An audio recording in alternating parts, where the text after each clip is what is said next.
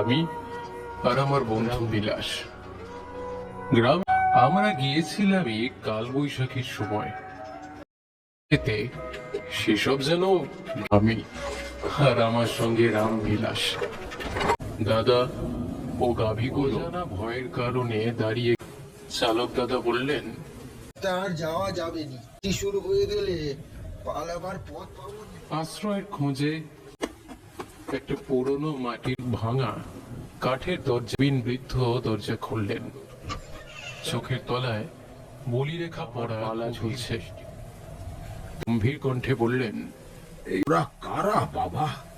আমি ওনাকে হাত জোর করে বললাম, গ্রামে ঘুর। ও বুঝতে পেরেছি। এসো।